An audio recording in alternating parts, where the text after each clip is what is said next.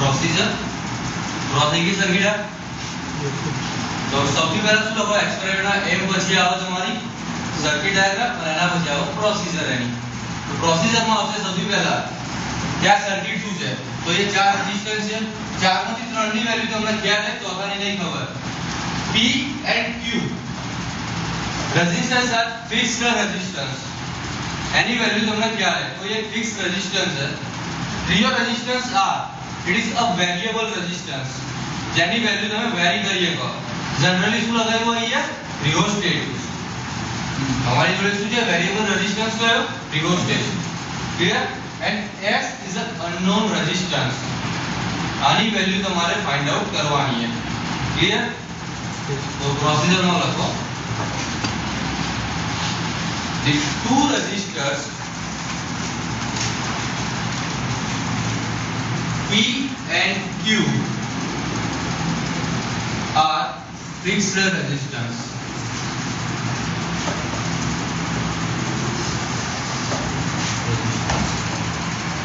the R is a variable resistance and S is unknown resistance.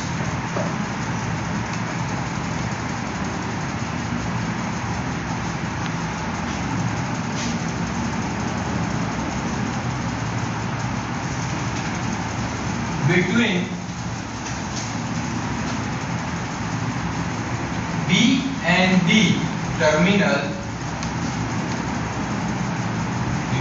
B and D terminal, the galvanometer is connected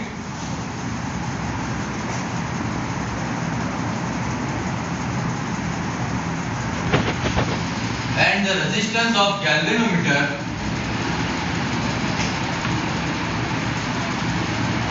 is Z.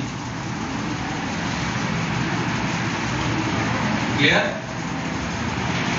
હવે આનું working અથવા એનું derivation તમે જે કહો તો એ કયો રૂલ એપ્લાય થશે કિર્ચોફનો ફર્સ્ટ તો સેકન્ડ રૂલ એપ્લાય થશે બે લૂપ બનશે તમારી કઈ લૂપ છે A B D A second loop B C D B first loop આપણે ફાઇન્ડ આઉટ કરીએ ફર્સ્ટ લૂપ કરે સેકન્ડ તમારે કરવાની છે તો ફર્સ્ટ લૂપમાં તમારે પહેલા લૂપની ડિરેક્શન કઈ છે તમારે ડિસાઈડ કરવી પડે પહેલા આમાં કોઈ રૂલ એવું નહીં કે લૂપ કઈ ડાયરેક્શનમાં ફરે ક્લોકવાઇઝ કે એન્ટી ક્લોકવાઇઝ કોઈ રિસ્ટ્રિક્શન નહીં હા પણ એ લૂપમાં તમે સ્ટાર્ટ કર્યું કે ક્લોકવાઇઝ કરવી જોઈએ બધી તો થ્રુ આઉટ કોઈ બી સર્કિટ સોલ્વ કરતા હોય બધામાં ક્લોકવાઇઝ જ ફરવી જોઈએ એ કમ્પ્લીટ એક લૂપ પૂરી થાય ત્યાં સુધી એની ડિરેક્શન ના ચેન્જ થાય ક્લિયર તો સપોઝ અહીંયા આપણે રાખીએ આમ ફર્યા ક્લિયર સેકન્ડ છે આપણે हाँ डायरेक्शन आ रही है यार लगभग एग्जाम में तेरा डायरेक्शन नहीं बतावा सर फिगर में ड्रॉप ना तारा उसको नहीं लूंगानी कई डायरेक्शन है ओके तो फर्स्ट लूप है क्या भी A B D A जो आपकी डायरेक्शन आई लूप की डायरेक्शन में करंट आया cross bye I1 into P I1 into P voltage तो खबर है ना तो I1 into P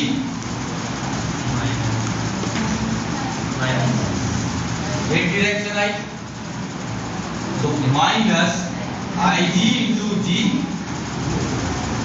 resistance of galvanometer is C and current flow is Ig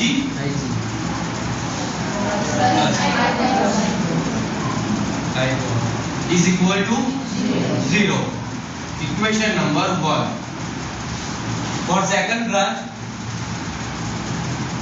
B C D B loop की direction आप minus I3Q plus I4S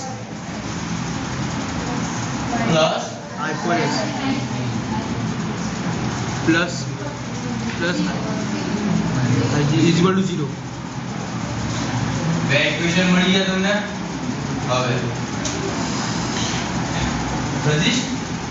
variable resistance ની value તમને અહીંયા વેરિએબલ આપી છે ના માટે at any time when the galvanometer is connected between B and D branch there is some deflection. આ એક વેલ્યુ બતાવશે તમને કરંટ ની Ig. અહીંથી I1 કરંટ આવે બે બ્રાન્ચ પર, એક I3 જાય એક Ig માં જાય. મતલબ I1 સપોઝ 2 એમ્પિયર કરંટ હોય, 2 એમ્પિયર કરંટ હોય તો અહીંયા કઈ જાય, અહીંયા કઈ જાય. બરાબર? તો આ વેલ્યુ એવી સેટ કરવાની તમારે કે જેથી આનું જે ડિફ્લેક્શન 0 થાય. વેરિયેબલ રેઝિસ્ટન્સ ને એવી રીતે સેટ કરવાનો છે કે જેથી આ ડિફ્લેક્શન 0 થાય.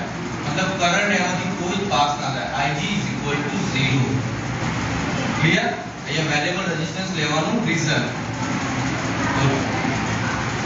જ્યારે અહીંયા કોઈ કરંટ પાસ નહીં થાય Ig કેટલો થાય? 0. Ig 0 થઈ ગયો. અહીંયા કોઈ કરંટ નહીં જાય તો એ જેટલો કરંટ એ આટલા આવશે, અહીંનો બધો જ કરંટ અહીંયા આવશે. તો એવું લખી ગયા I1 = I3, I2 = I4. Clear? આ વસ્તુ આપણે ઇક્વેશન માં આપણે લખીએ તો ફર્સ્ટ પુટ કરીએ Ig = 0 તો આ વસ્તુ નીકળી જશે. ક્લિયર? તો ઇક્વેશન શું બનશે? I1P + I2R = 0. આના આ સાઈડ લઈ લો, બંને સાઈડ માઈનસ થશે, માઈનસ બધી સાઈડ થી કેન્સલ આઉટ. ફોર્મ લખાય I1P = I2R. ક્લિયર? એવું જ આપણે Ig 0 તો આ વસ્તુ હતી I3Q + I4S.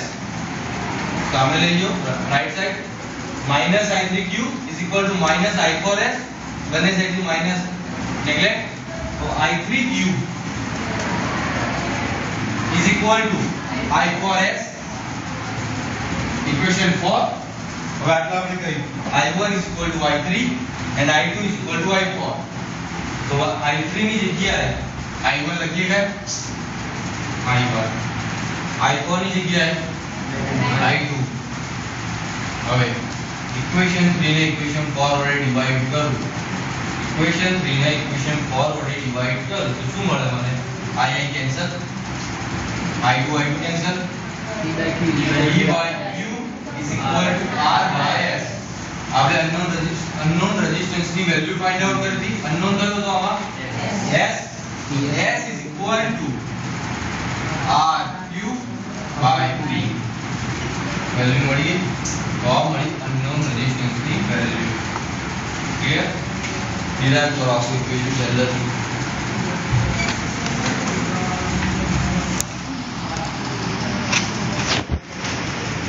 એકલા ઇક્વેશન નહીં લખવાના. એ ઇક્વેશન કેમ લખ્યું એનું રીઝન આ લૂપમાંથી આવ્યું.